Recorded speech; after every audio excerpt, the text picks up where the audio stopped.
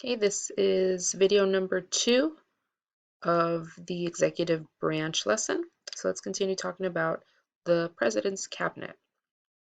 So if you want to go ahead and pause right now, read this, and then come back to the video. So it is pretty impossible to find someone to become president who knows absolutely everything. It would be impossible to do that. So in order to help the president gain knowledge, gain understanding, help him understand things that he may not know, he needs to surround himself with people that know. So, as an example, let's say the president doesn't know much about laws regarding education.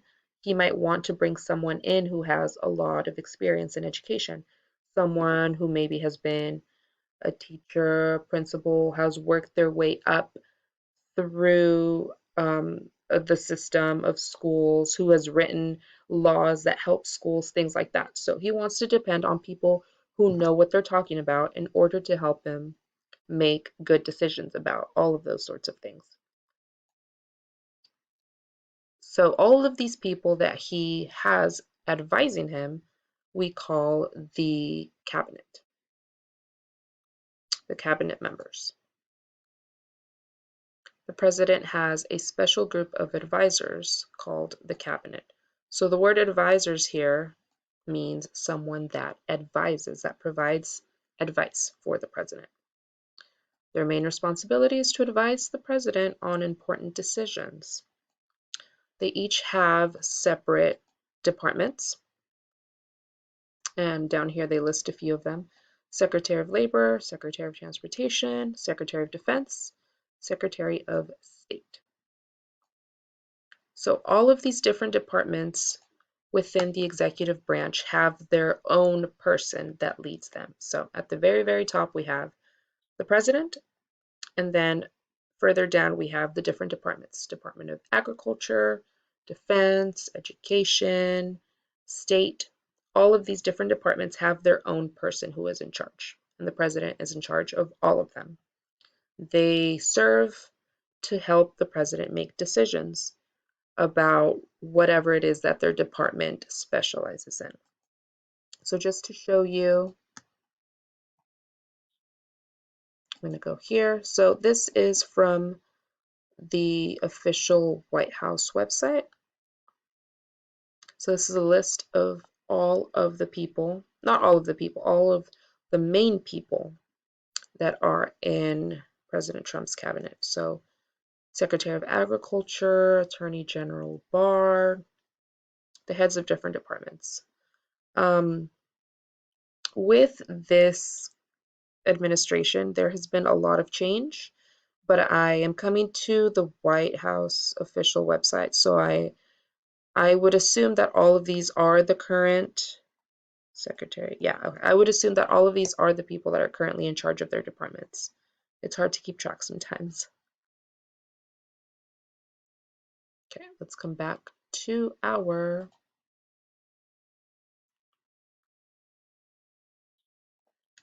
Okay, so for this activity, you can do this just on your own. You're going to read the sentence, fill in the cabinet members to complete the sentence. Use a dictionary, or you can send me a question through inbox if you have a question about this part. So the end of all of these sentences give you clues about which of these 4 people, these 4 secretaries, might lead these groups. So for number 1, it says the blank manages the Air Force, Army, Marines, and Navy. So we know that all of these are part of the military. We have to figure out which of these is in charge of the military. Once you're done with that, we will be able to answer these next 2 questions from today's total, which is, what does the president's cabinet do? And what are 2 cabinet level positions? So for this one, for number 1, I already said that the question is in this first part of the reading. For the 2 cabinet level positions, You can name 2 out of these 4 right here, and that would be correct answers for your test. Secretary of Labor, Secretary of Transportation, State Defense, so you only need to memorize 2 of those. Okay, moving on to presidential elections. So if you go ahead and stop the video now, complete this portion of the reading. So let's talk a little bit about presidential elections. So a president in the United States is elected every November. So voters go to the polls every November. We vote for the next president. Whoever is elected president serves for 4 years. So that's one term. One term is 4 years. If the president is reelected, he can serve only one more term, which is another 4 years for a total of 8 years. The president is elected in November, but he doesn't step into his position of president until January. So between November and January, the president who is going to leave is still the person who is in charge. Now presidents only have the possibility to serve for 8 years. We didn't always have this rule. This happened after President Roosevelt was elected for 12 years. So he served as president for a total of 12 years because people kept reelecting him. He was really popular. After he left office is when they decided to add the amendment that said that a president can only serve 2 terms, a total of 8 years. There's special requirements, so not just anyone can be president. There's only 3 basic requirements. First, a candidate has to be a natural-born citizen of the United States, so only those who were born here in the United States can be president. He or she must be at least 35 years of age, and they must be a resident for 14 years. So this first part, that they must be a natural-born citizen and that they must be a resident for 14 years, kind of seems like it's contradicting itself. It's totally possible to have been born here, and there's situations where maybe they live overseas, they live in a different country for a certain amount of years. So if that is the case, this person needs to have come back to the United States and lived here for 14 years before they start running for president. So it's possible to live outside of the country for a number of years, come back and become president as long as it's over 14 years.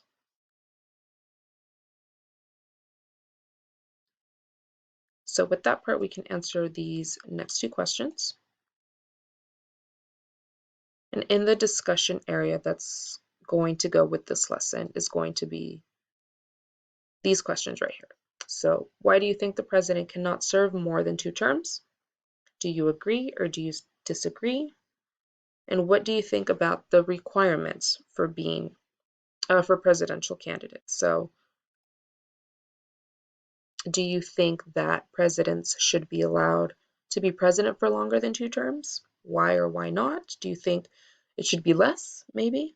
Do you think that the rules are strict enough for whoever can run president? So would you maybe add some requirements to whoever's running? So that's going to be what you're going to answer in the discussion part. Okay, the presidential order of succession. Let's go ahead and pause here and read this portion of it. The presidential order of succession was something that was put into place to protect the country in the event that the president can no longer be president. So in the example that's mentioned in the reading, it talks about when President John F. Kennedy was assassinated in Dallas. So this picture happened moments after they left the hospital, after President Kennedy had passed away. In the picture we see this is Kennedy's vice president being sworn in as President of the United States, Lyndon B. Johnson. So this happened immediately after President Kennedy died. This right here is Lyndon B. Johnson's wife. This right here is Jacqueline Kennedy. So this is moments after her husband has died, and she is there witnessing now President Johnson being sworn in. This order of succession goes,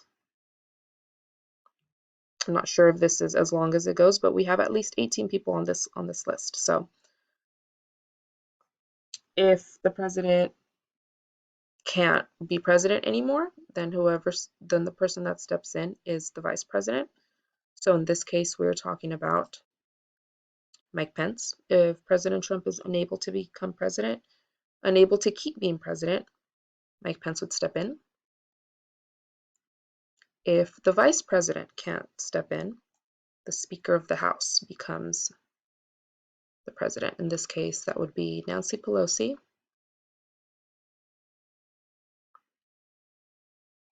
Then comes the president pro tempore of the Senate, with someone we don't hear very often. This is Chuck Grassley. Secretary of State, Mike Pompeo. And Secretary of the Treasury, that is not William Barr. William Barr is down here. Attorney General. I skipped the Secretary of Defense, but so this is our list. This is the order doesn't change. So if for whatever reason, let's say these top 5 people can't become president, then the Secretary of Defense would step in, which would be Mike Pompeo.